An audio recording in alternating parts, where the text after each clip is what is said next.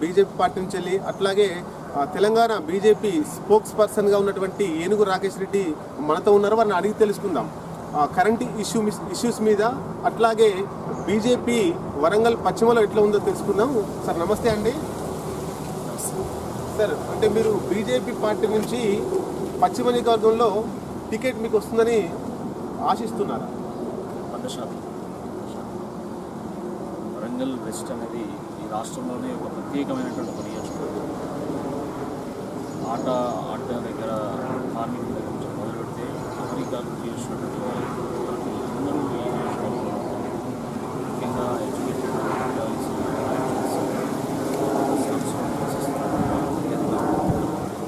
ఈ నియోజకవర్గంలో class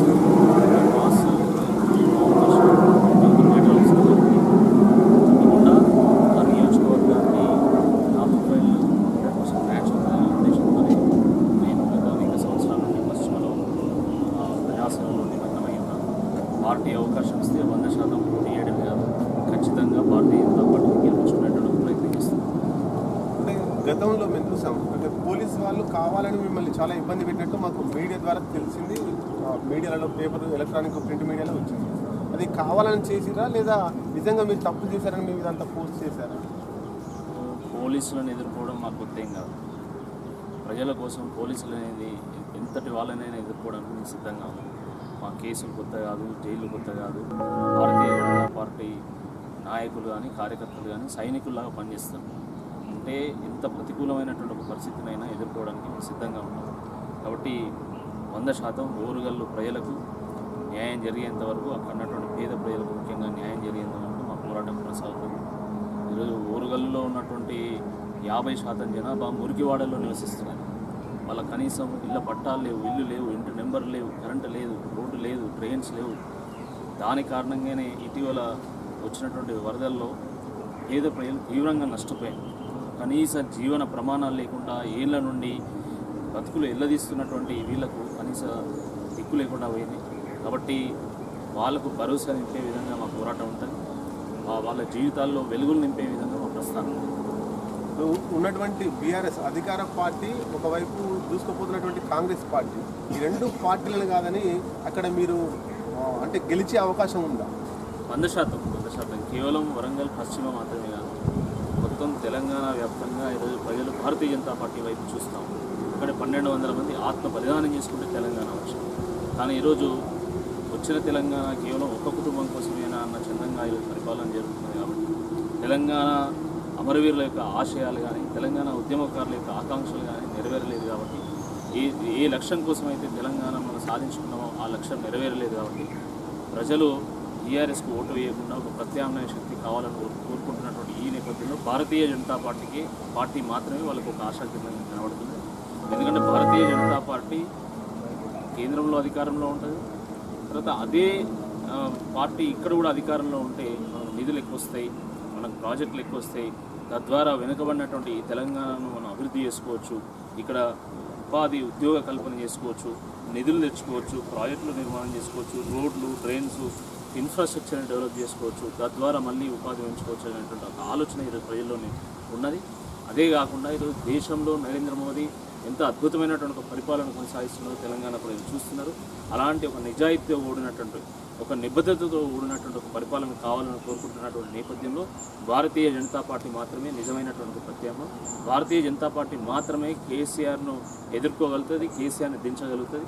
Congress party మనకు తెలుసు, కాంగ్రెస్ పార్టీ, టీఆర్ఎస్ వేరు కాదు. రెండు కుటుంబ పార్టీలే, రెండు అవినీతి పార్టీలే, రెండు ఉజ్జగింపు చేసేటువంటి ఒక పార్టీలే. కాబట్టి కాంగ్రెస్ పార్టీని ఈరోజు ఎవరు కూడా ప్రత్యామ్నాయంగా చూస్తలేరు, భారతీయ జనతా పార్టీని ప్రత్యామ్నాయంగా చూస్తున్నారు.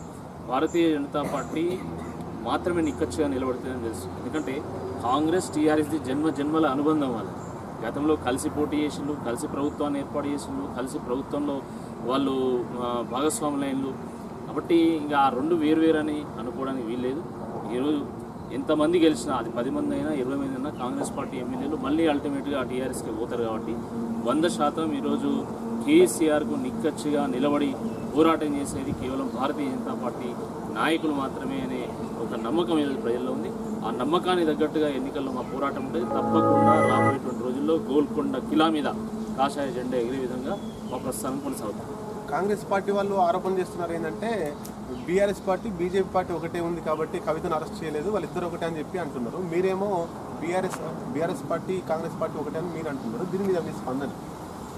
బీఆర్ఎస్ బీజేపీ ఎప్పుడైనా కలిసి పోటీ చేసినాయా, కలిసి ప్రభుత్వాన్ని ఏర్పాటు చేసినాయా, కలిసి ప్రభుత్వాన్ని రన్ చేసినాయా? మరి ఒకటని మీరు ఎట్లా అంటారు? అదే కవితను అరెస్ట్ చేయలేదు కాబట్టి ఆ ప్రజల్లోకి వెళ్ళింది ఒకటే అని చెప్పేసి. అది భారతీయ జనతా పార్టీ చేతిలో ఉండదు, అది కేంద్ర ప్రభుత్వం చేతిలో ఉంటుంది. కేంద్ర ప్రభుత్వము ఆధారాలతో నడుస్తుంది తప్ప ఎవరో ఒక కామెంటరీతోనో ఒక మీడియా ఛానల్ ఒక రెండు యూట్యూబ్ ఛానల్ ఆధారంగా నడవదు.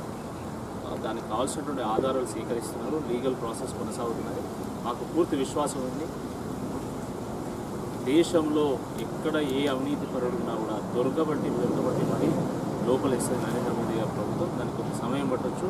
బట్ అల్టిమేట్గా ఎవరైతే దొంగలున్నారో ఆ దొంగల్ని పట్టుకోక తప్పదు. అయితే ఇక్కడ బీఆర్ఎస్ పార్టీ సంక్షేమ పథకాల్ని ఆశ చూపి ప్రజల్లోకి పోతుంది.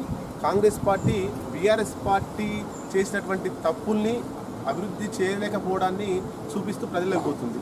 మీరు ఏ అంశాలను తీసుకొని ప్రజలకు పోయే అవకాశం ఉంది?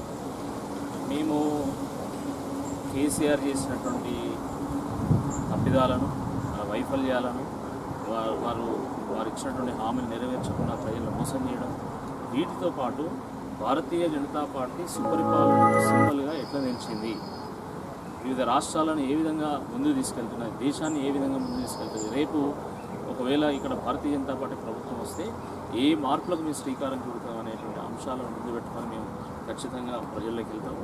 ప్రజలకు ఇప్పటికే భారతీయ జనతా పార్టీ మీద ఒక నమ్మకం ఏర్పడింది. ఎందుకంటే మీరు చూడండి, ఈ రాష్ట్రంలో జరిగినటువంటి ప్రతి ఉప ఎన్నికలో లేదా ప్రతి ఎన్నికలో భారతీయ జనతా పార్టీ ప్రభంజనాన్ని సృష్టించింది.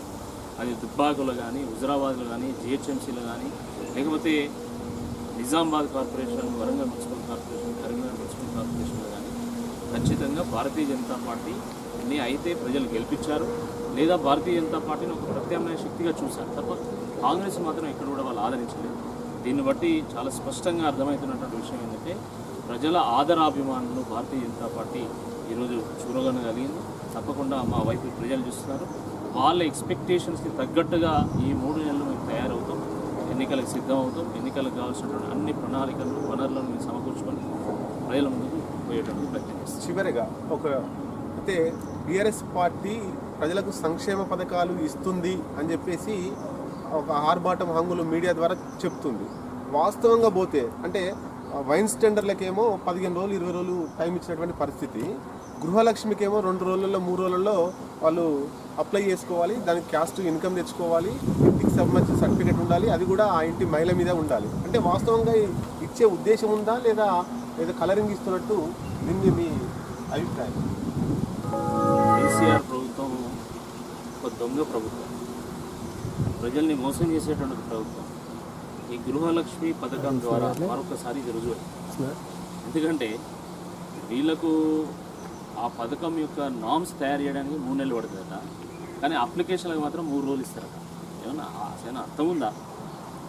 దాంట్లో మళ్ళీ క్యాస్ట్ సర్టిఫికేట్ అదొక 15 రోజులు, ఇన్కమ్ సర్టిఫికేట్ అదొక 7 రోజులు పడుతుంది. 7 రోజులు 15 రోజులు పెట్టేటువంటి సర్టిఫికేట్లను 3 రోజులు ఎట్లా తీసుకొస్తారు?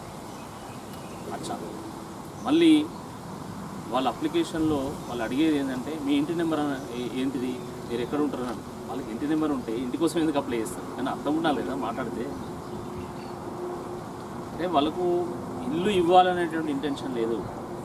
ఏ విధంగా అతి తక్కువ మంది అప్లై చేసుకుంటారా అనేటువంటి ఆలోచనతోనే వాళ్ళు ఈ అప్లికేషన్ ప్రాసెస్ తీసుకొచ్చింది తప్ప పేద ప్రజలకు ఇల్లు ఇవ్వాలనేటువంటి కనీస ఆలోచన వాళ్ళకి లేదు. గతంలో బీసీకి సంబంధించినటువంటి ₹1,00,000 లోన్ కూడా 2 రోజులు 3 రోజులు టైం ఇచ్చాడు. గృహలక్ష్మి కూడా అంతే ఇచ్చింది. ఇది ప్రజల అనుభవంలో ఉన్నది. దీని మీద ఎక్కువ మేము స్పందించేది ఏం లేదు.